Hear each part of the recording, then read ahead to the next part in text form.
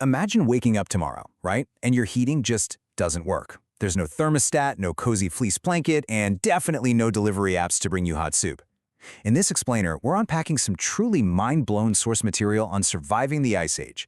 Because for our ancient ancestors living through the last glacial maximum about 20,000 years ago, a freezing, apocalyptic winter wasn't a state of emergency. It was literally just Tuesday. So let's look at exactly how they engineered their way through it. When we think of a tough winter today, we usually think of scraping a little ice off our windshields. Actually, scratch that. Mostly we just complain about the cold walk to the car. But Ice Age winters? Average global temperatures were about 6 degrees Celsius colder than today.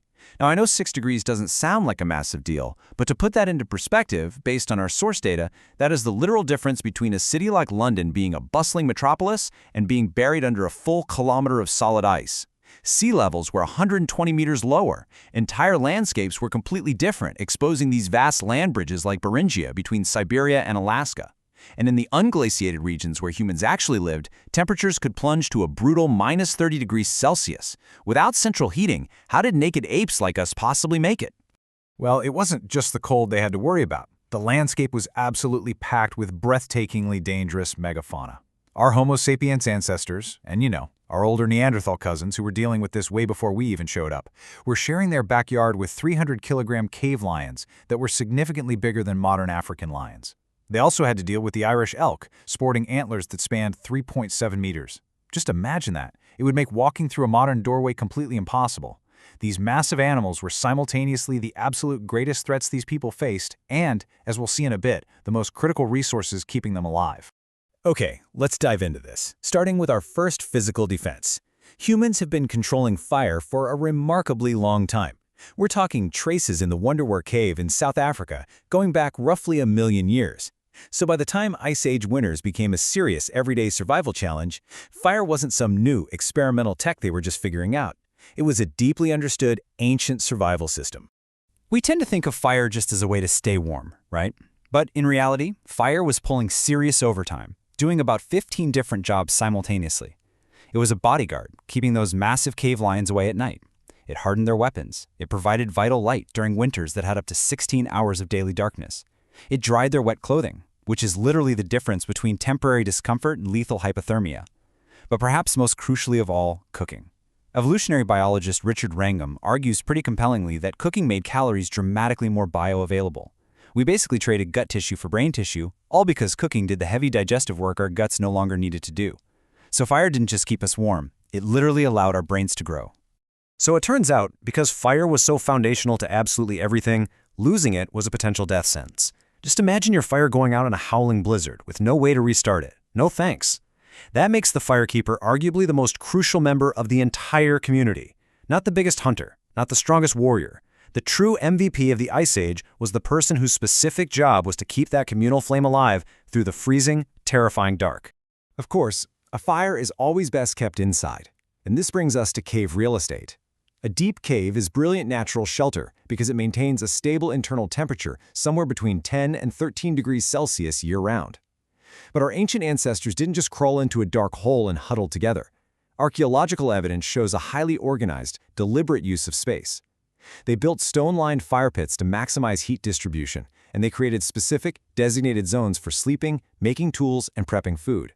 They were effectively blocking out the lethal wind chill that could turn a cold day deadly in a matter of minutes, completely mastering interior design for survival. But what happens when the animals migrate and you have to follow them and there are literally no caves around? Well, you build your own. This is some mind-blowing architectural engineering found in Mezhyrich, Ukraine from 15,000 years ago. First, you source the bones of over 150 mammoths. Yes, 150. Next, you carefully interlock the femurs and jaw bones to form your walls. Then you tie massive curved tusks together overhead to act as a ridge beam. Finally, you stretch tightly bound hides right over the top. Without a hardware store, without timber, without nails, they built windproof, semi-waterproof homes entirely out of bone and tusks where they cooked, made tools, and waited out those long northern winters. So, they had heated homes, but how on earth did they step outside into that deep freeze?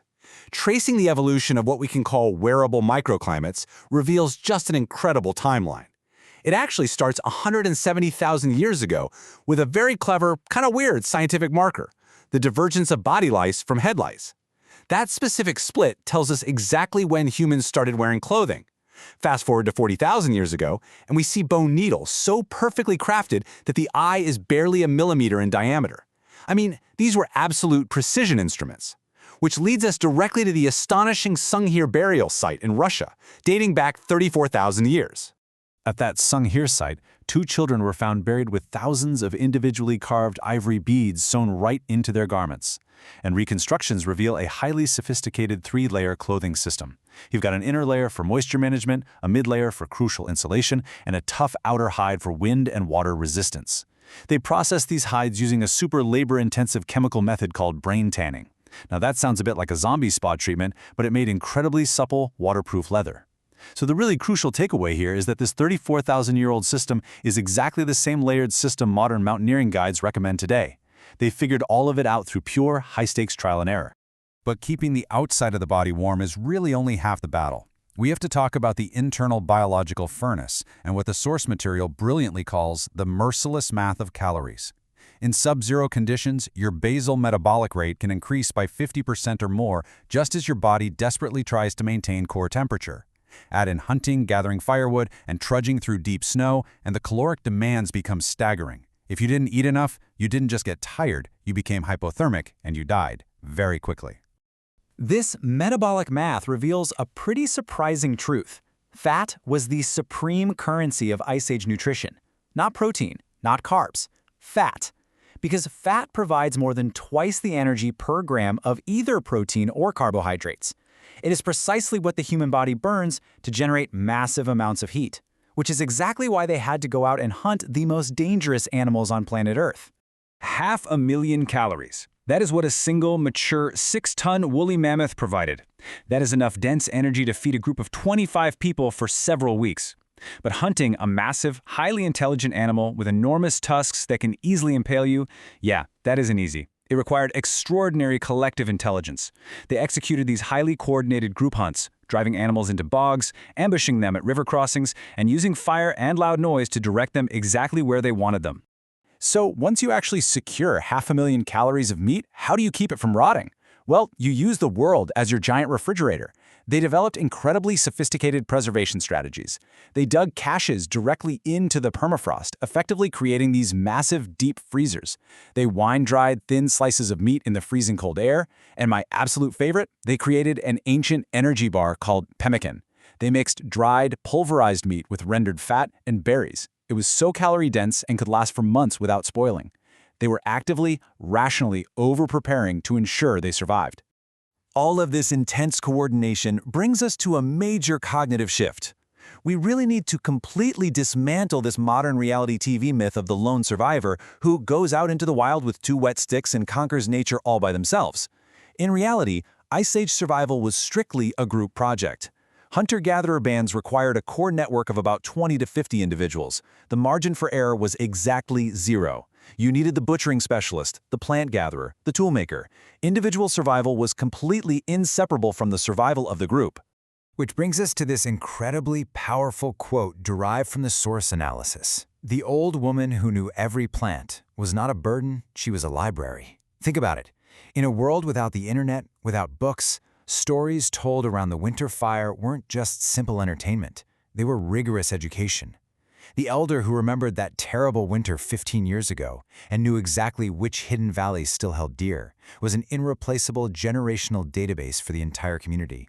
And they actively used that generational data to move. They weren't just wandering around aimlessly. Their seasonal movements were highly strategic. They'd spend summers up in the upland areas and then execute these massive annual migrations down to sheltered river valleys for the winter, where natural wind protection and converging game animals gave them much better odds. We actually know they possessed intimate mental maps spanning hundreds of kilometers because archaeologists can track the long-distance transport of specific stone tools. They knew exactly where they were going and exactly what they needed to carry to get there.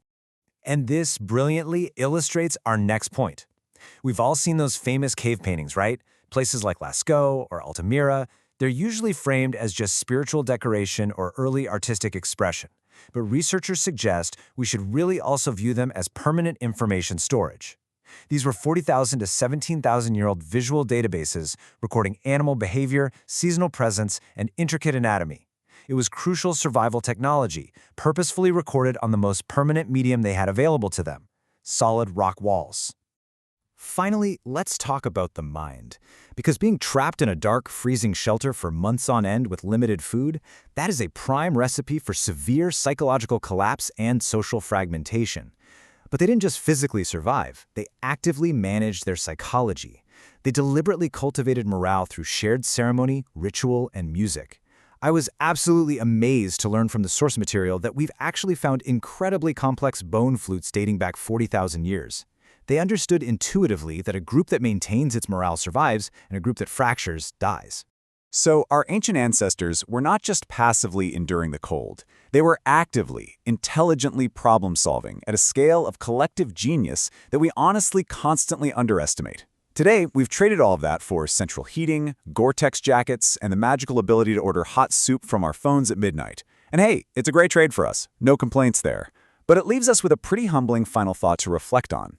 What modern skills do you and I possess today that could ever truly rival the brilliant collective ingenuity of our Ice Age ancestors? Think about that next time you turn up your thermostat. Thanks so much for joining me on this explainer, and I'll see you in the next one.